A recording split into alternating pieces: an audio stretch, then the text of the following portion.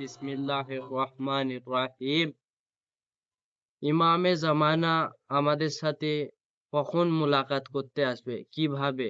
আমরা যদি জ্ঞান অর্জন বা মুমিন হয়ে থাকি, ইমামে জামানা নিজের থেকে আমাদের সাথে মিলতে আসবে।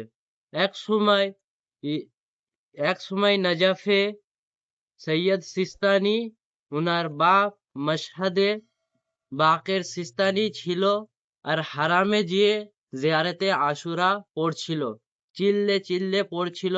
পড়ার পরে এক সময় সৈয়দ বাকের সিস্তানি ভাবলো উনি ইমামে জামানার সাথে মুলাকাত করবে, ওনার সাথে ওনার খিদমতে পৌঁছে গিয়ে একটা সালাম করবে, ওনার সাথে কিছু ওনার ইচ্ছা আছে মুলাকাত করা। তো ওই সময় ইমাম সৈয়দ বাকের সিস্তানি কিছু বলছে, চিল্লে চিল্লে জিয়ারতে আশুরা পড়ার সময় দেখলো আর কিছুক্ষণ পড়ার পরে জিয়ারতে আশুরা শেষ হয়ে যাবে। শেষ হয়ে যাওয়ার পরে দেখতে পাচ্ছে পাশে কিছু বাড়ি গ্রাম আছে। একটি বাড়ির থেকে দেখলো একটা নুরানি আলো আসছে।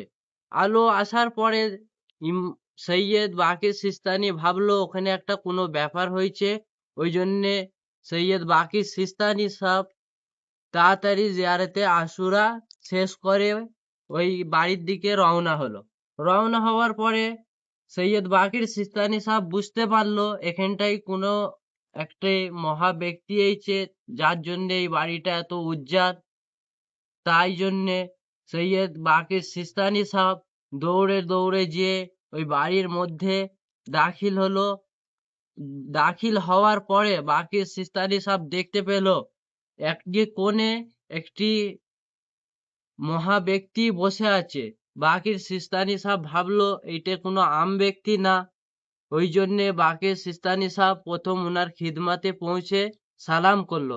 সালাম করার পরে ওই মহা ব্যক্তিটা ওনাকে সালামের উত্তর দিল। উত্তর দেওয়ার পরে কিছুক্ষণ পরে বাকির সিস্তানি ভাবছে এখানে এত লোক কেন। হঠাৎ করে ওনার চোখ ওই দিকটাই পড়লো। ওই দিকটাই পড়ার পরে দেখলো এখানে একটা মত হয়েছে।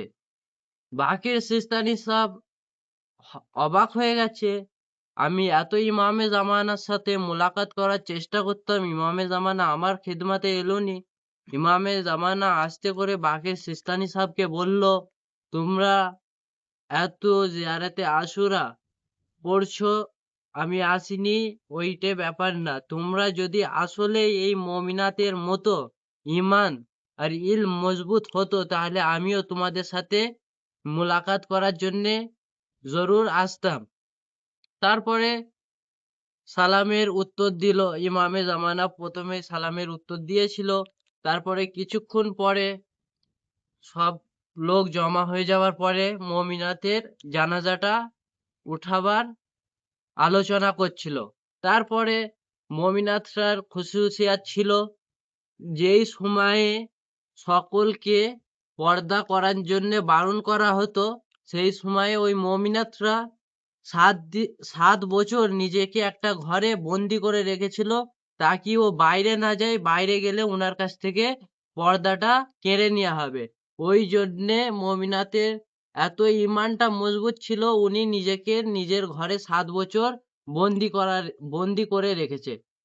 হঠাৎ করে মুমিনাতের মৃত্যু গ্রহণ হলো, আর ইমামে জামানা ওনার খিদমতে এলো, এসে ওনার জানাজাতে শরিক হলো।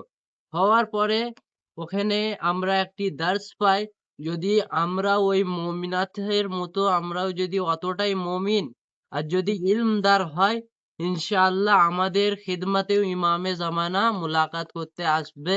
আসসালামু আলাইকুম ওয়া রাহমাতুল্লাহি ওয়া বারাকাতুহু।